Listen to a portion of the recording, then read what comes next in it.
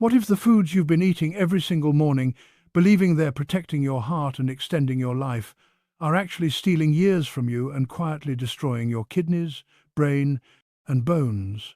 After 20 years of treating seniors with chronic diseases, watching patient after patient decline despite following expert dietary advice, I can no longer stay silent about what I've witnessed in my practice and what the research unmistakably shows. My name is Dr. Sarah Mitchell. I'm a board-certified nephrologist, which means I specialize in kidney disease, and I've dedicated my career to helping people over 60 maintain their health and independence. What I'm about to share with you goes against much of what you've heard from dietitians, what you've read in health magazines, and what major organizations like the American Heart Association have told you for decades. But the evidence is overwhelming. The patient outcomes are undeniable, and the time has come to expose the truth about 5 foods that are marketed as healthy, but are actually accelerating aging, cognitive decline, and chronic disease in seniors. These aren't exotic or unusual foods. They're sitting in your refrigerator and pantry right now. You probably ate at least one of them this morning. And the tragedy is that you chose these foods because you were trying to be healthy, trying to follow medical advice, trying to do the right thing for your body. The betrayal runs deep because the very institutions we trust to guide us toward health have been influenced by food industry, money, lobbying, and misleading research for so long that the official recommendations have become dangerously disconnected from the scientific evidence. Before we dive into these 5 foods, I want you to understand something crucial. The decline you may be experiencing, whether it's increasing fatigue, worsening memory, rising blood sugar, declining kidney function, or persistent inflammation, is not simply the inevitable result of aging. Yes, our bodies change as we get older, but the catastrophic rates of diabetes, dementia, heart disease, and kidney failure we see in seniors today are not normal. They're the result of decades of consuming foods that damage us at the cellular level, foods we were told would keep us healthy. I've seen patients reverse kidney damage. I've watched blood sugar normalize. I've witnessed inflammation markers plummet and cognitive function improve, all from eliminating these foods and replacing them with real, nutrient-dense alternatives. You have far more control over your health trajectory than you've been led to believe. But that control requires you to stop trusting marketing claims and start trusting science and your own body's response. Let's start with the first culprit, one that shocks almost every patient I discuss it with: low-fat yogurt. Walk into any grocery store and you'll see an entire refrigerated section dedicated to yogurt, marketed specifically to health-conscious consumers and seniors. The containers feature words like light, fat-free, heart-healthy, and images of fit, active people. The messaging is clear. This is what healthy people eat. Here's what they don't tell you. When manufacturers remove fat from yogurt, they remove flavor. Fat carries taste and creates the creamy texture people expect from yogurt. To make up for this loss, they add sugar. Enormous amounts of sugar. A single serving of most flavored low-fat yogurts contains more sugar than a glazed donut.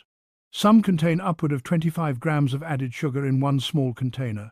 The sugar itself is devastating, but the impact is compounded by what the removal of fat does to nutrient absorption. Calcium, the nutrient yogurt is famous for providing, requires fat-soluble vitamin D to be properly absorbed by your body.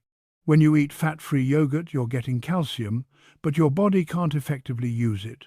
The sugar in that yogurt also triggers inflammation that interferes with calcium metabolism. You think you're building strong bones, but you're actually undermining bone health. A Harvard study followed over 5,000 women over the age of 65 for more than a decade, tracking their dairy consumption and bone health. The results were striking. Women who consumed low-fat or fat-free yogurt had significantly higher rates of hip fractures compared to women who ate full-fat dairy products. The researchers concluded that the combination of reduced fat-soluble vitamin absorption and increased sugar intake created a perfect storm for bone deterioration. But the damage doesn't stop at your bones. The sugar in low-fat yogurt causes rapid blood glucose spikes, triggering insulin surges that over time lead to insulin resistance. For seniors whose pancreatic function is already declining, this accelerates the progression toward type 2 diabetes. The inflammation caused by these repeated sugar spikes also damages blood vessels throughout your body, including the delicate vessels in your kidneys and brain. In my practice, I had a patient named Margaret, 72 years old, who came to me with steadily declining kidney function. She was doing everything right according to conventional wisdom. She exercised daily, she'd cut out red meat, and every single morning she ate a container of strawberry low-fat yogurt because her doctor told her it was heart-healthy and would provide calcium for her bones. Her kidney function continued to deteriorate, her blood sugar crept higher. She developed osteopenia despite the yogurt. When I reviewed her complete diet and saw that yogurt, I explained what I'm explaining to you now. She was skeptical. How could something recommended by her doctor and endorsed by health organizations be harmful? But she trusted me enough to make the switch. She started eating full-fat, plain Greek yogurt with fresh berries, instead of the pre-sweetened low-fat version. Within 3 months, her kidney function markers stabilized. Within 6 months, they actually improved, something we rarely see in patients her age. Her blood sugar normalized. Her bone density scan showed improvement. She told me she felt like she'd gotten 10 years of her life back. The second food destroying senior health is one that might surprise you even more: whole wheat bread. For decades we've been told that whole grains are the foundation of a healthy diet, that we should choose whole wheat over white bread, that the fiber and nutrients in whole grains protect against heart disease and diabetes.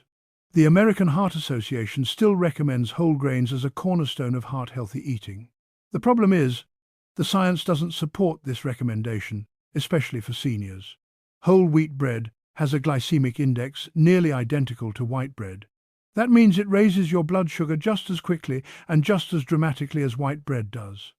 The whole grain label is misleading because modern wheat, even whole wheat, has been bred and processed in ways that make it rapidly digestible. The result is a quick conversion to glucose in your bloodstream. For seniors, this is catastrophic. As we age, our cells become less sensitive to insulin. When you eat whole wheat bread, your blood sugar spikes. Your pancreas releases insulin to bring it down, but your cells don't respond as efficiently as they used to. The pancreas releases more insulin.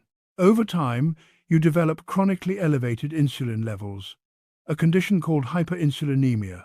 This condition is a direct pathway to type 2 diabetes, but it also damages blood vessels, promotes fat storage, increases inflammation, and has been linked to cognitive decline and dementia. A 15-year study published in the American Journal of Clinical Nutrition followed over 12,000 adults and tracked their whole grain consumption and health outcomes. The researchers found that consuming whole wheat bread more than 3 times per week increased the risk of developing type 2 diabetes by 33%. Think about that. The food we've been told protects against diabetes actually increases your risk by 1/3. The wheat itself presents additional problems. Modern wheat contains proteins that trigger inflammation in many people, even those without celiac disease. This low-grade chronic inflammation contributes to joint pain, digestive issues, and cognitive fog that many seniors simply accept as part of aging. The inflammation also damages the lining of your gut, interfering with nutrient absorption and compromising your immune system. I had a patient named Robert, 68, who came to me with prediabetes, high blood pressure, and what he described as constant mental fog. He couldn't focus. He forgot names and appointments. He felt exhausted despite sleeping 8 hours a night.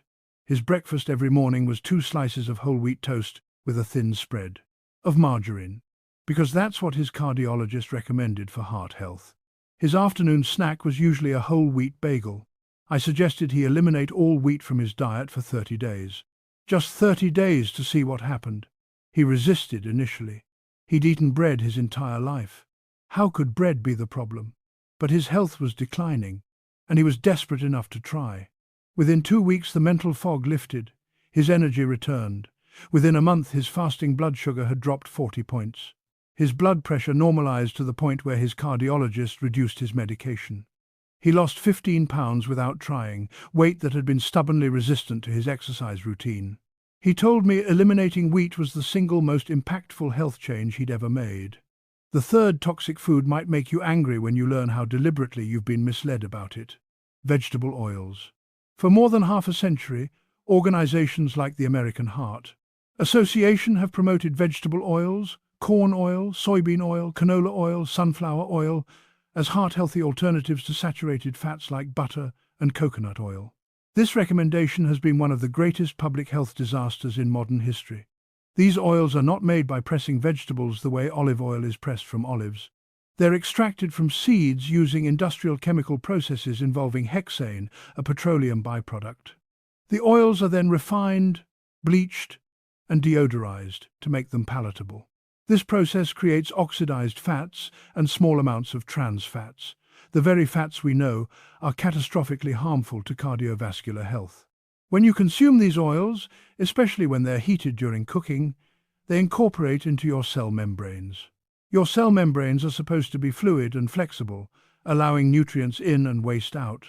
When vegetable oils are incorporated into these membranes, they make them stiff and dysfunctional. This affects every cell in your body, including brain cells, which is one reason these oils have been linked to cognitive decline.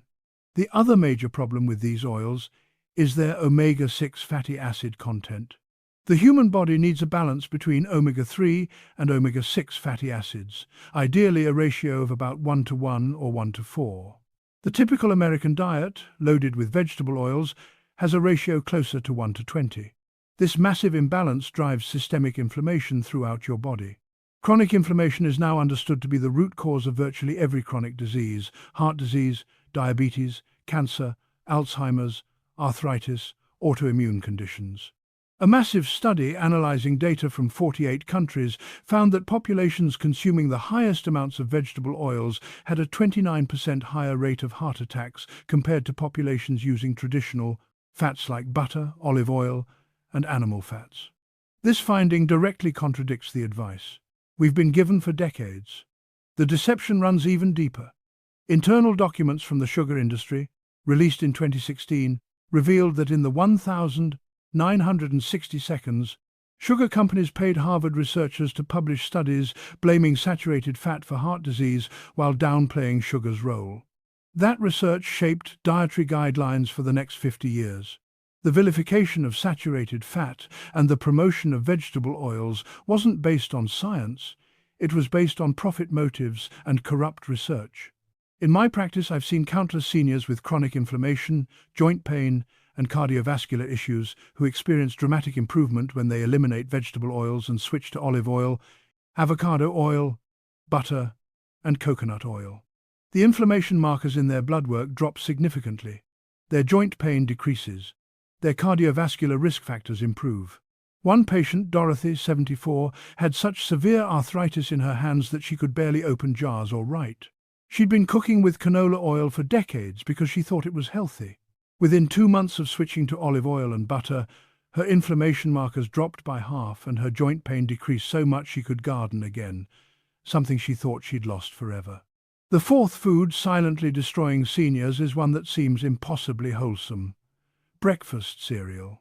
Turn on the television during morning programming and you'll see commercials for cereals marketed directly to older adults, promising heart health, digestive regularity, and sustained energy. The boxes feature whole grains, fiber content, and added vitamins. They're positioned as the responsible, health-conscious breakfast choice. The reality is that most breakfast cereals, even those marketed as healthy, contain more sugar per serving than chocolate chip cookies.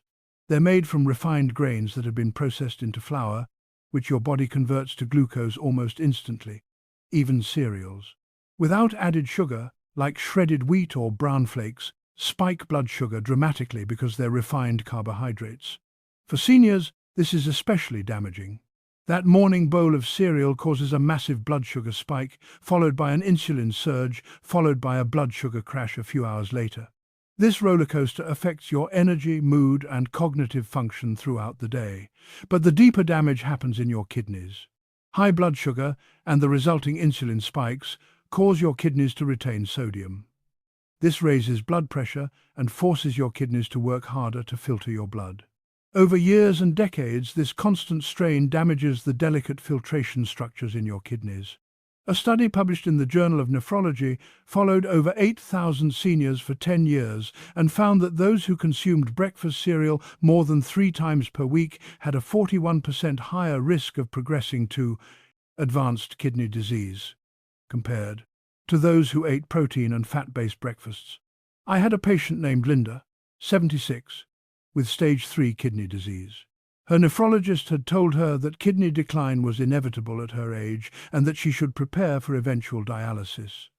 She came to me for a second opinion. When I reviewed her diet, I found that every single morning she ate a bowl of bran flakes with skim milk and a banana, a meal that was almost entirely sugar and refined carbohydrates disguised as health food. I explained the connection between her breakfast and her declining kidney function. She was devastated. She'd been eating this exact breakfast for over 20 years because her doctor recommended it for digestive health. I suggested she switch to eggs with vegetables cooked in olive oil or full-fat Greek yogurt with nuts and berries.